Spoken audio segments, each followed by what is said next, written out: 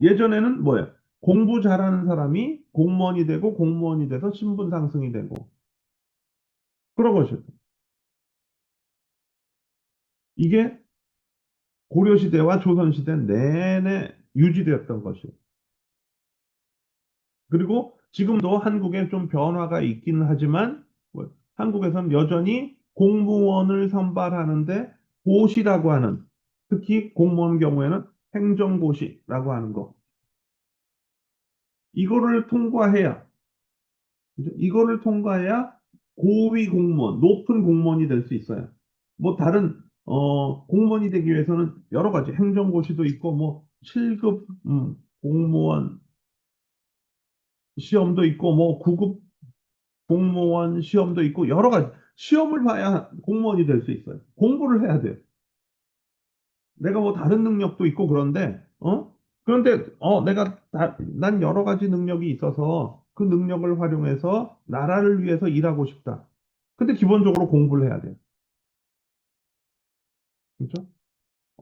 그럼 그 한국의 교육열이라고 하는 것 여기서부터 시작된 거다라고 얘기할 수 있을 테고요. 그런 면에서 한국이 유교 문화의 영향을 강하게 받고 있는 거죠.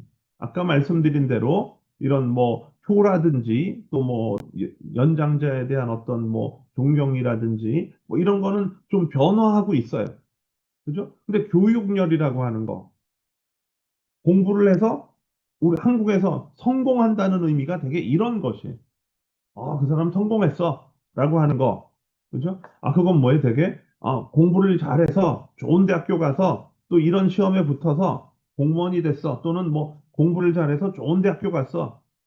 이런 게 좋은 대학교 가서 좋은 직장에 들어가거나 뭐 이런 걸 성공했다고 얘기하는 경우들이 많이 있어요. 그게 다 그 밑바탕에는 공부라고 하는 거죠. 공부. 그죠? 그런 것들이 있다. 라고 하는 것이고요. 그래서 유교에서 아까 요 얘기를 하려는 것이에요, 여러분. 그죠? 뭐냐면 도덕적 수양. 그죠? 도덕적 수양이 굉장히 중요하다. 이런 말씀 드렸잖아요. 그죠? 그럼 도덕적 수양을 잘한 그런 사람들을 선비라고 한다. 그죠?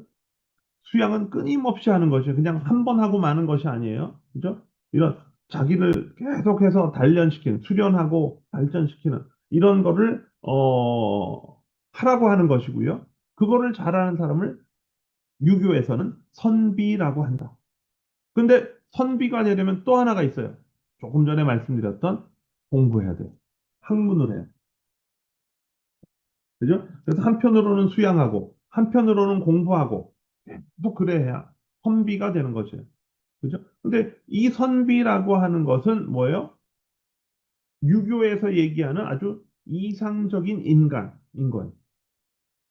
그죠? 뭐냐면 인격의 완성을 위해서 여러 가지 노력, 공부도 하고 수양도 하는, 그죠? 선비라고 하는. 그래서 이런 것을 지향하는 것이, 이런 것이 되도록 노력하자는 것이에요.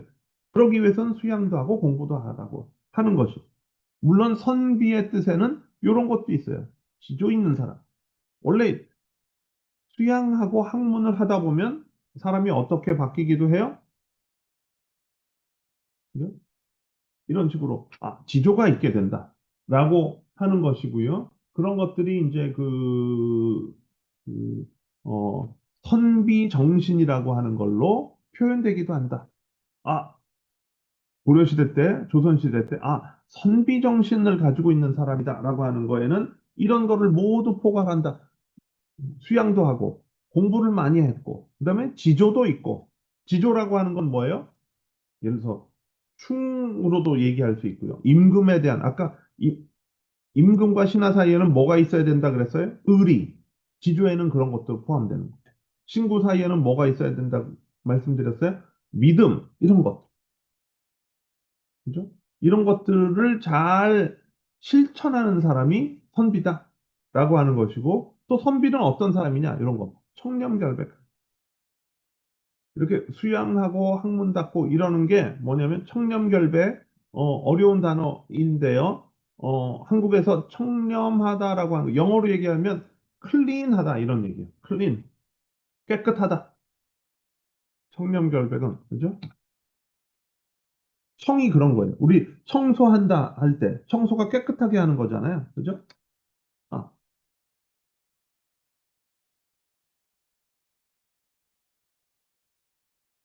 깨끗하다. 선비는 그래야 된다. 라고 하는 거죠.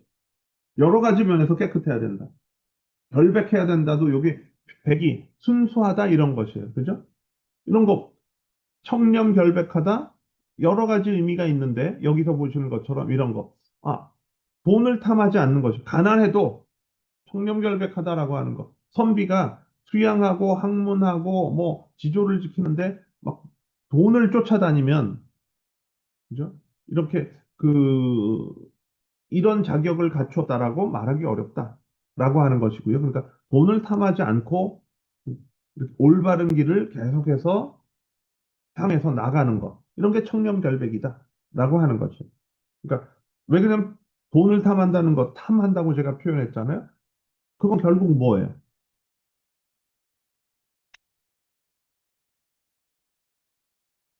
탐욕이잖아요. 욕심. 우리가 수영하는 이유는 그런 욕심을 없애기 위해. 그죠? 탐욕. 그래서 의리와 지조 이런 것들이 이제 선비 정신에 해당한다라고 하는 거. 그다음에 불굴의 정신 이런 것들이 선비 정신에 해당한다라고 하는 것이고요. 왼쪽 그림을 보시면 이런 선비 정신을 대표하는 두 분이 있어요. 왼쪽은 퇴계 이황이라고 여러분 되어 있죠? 그리고 오른쪽은 율곡이라고 되어 있어요. 그렇죠? 조선을 대표하는 유학자, 선비의 조선을 대표하는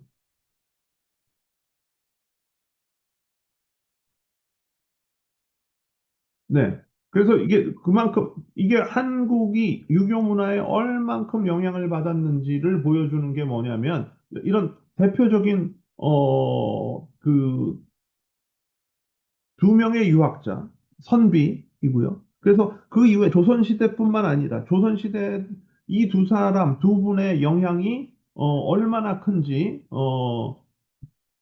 잘 알 수 있을 테고요. 그런데 지금도 한국에서 이런 대표적인 유학자로서 이들에 대한 어떤 존경심이라고 하는 거, 이런 거 상당히 크게 있다라고 하는 것이고요.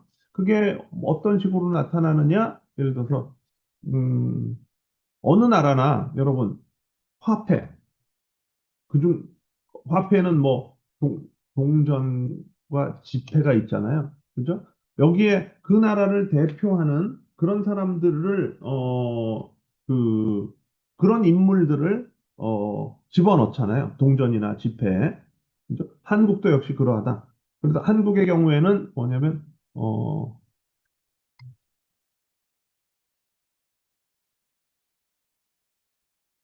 이왕은 1,000원권, 1,000원권 지폐 있고요. 그럼 여러분 한번 그 한국 돈을 한번 보시면요. 율곡 2는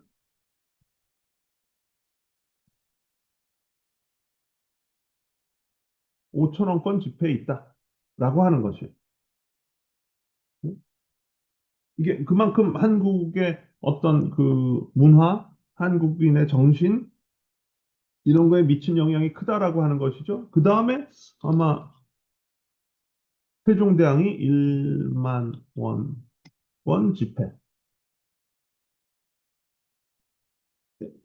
있고요. 그죠? 그 다음에 한국에서 가장 큰 게,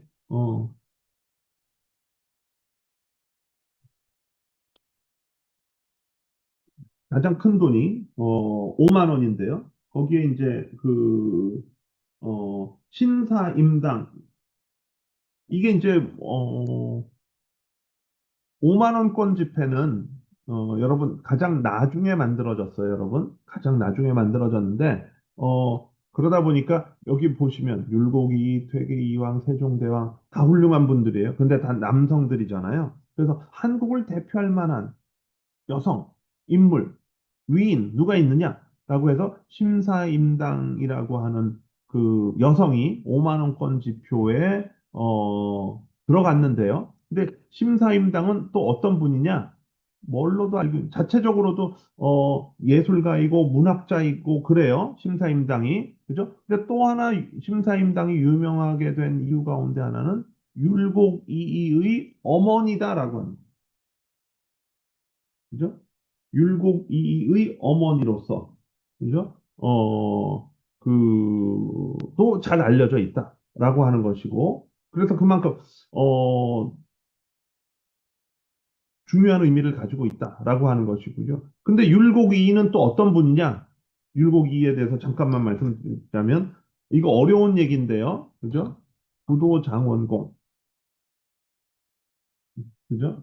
부도장원공이라고 하는 거, 율곡이가 이걸로 유명하다라고 하는 것인데, 무슨 뜻이냐면, 아까, 이건 9번이란 뜻이에요. 그죠? 장원은 1등 했다라고 하는 것이고, 공이라고 하는 거는 사람을 좀 높여서 부르는 말.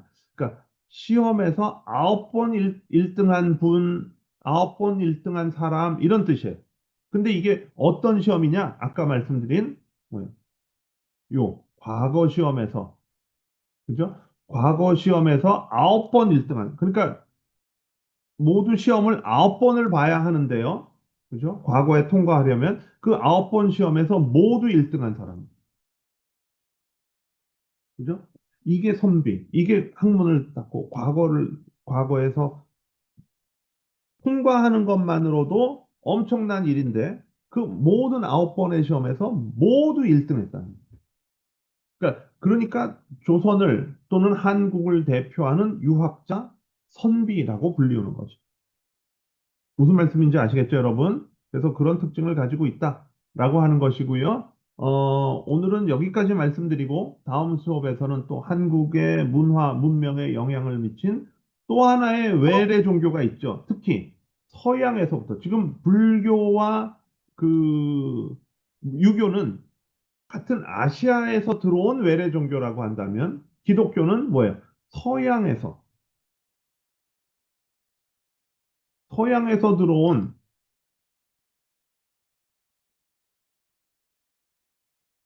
외래 종교다라고 하는 것이고요.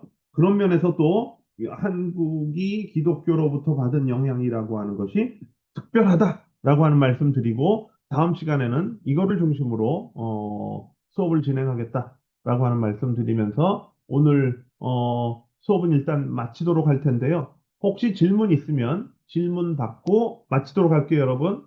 혹시 질문 있으신가요?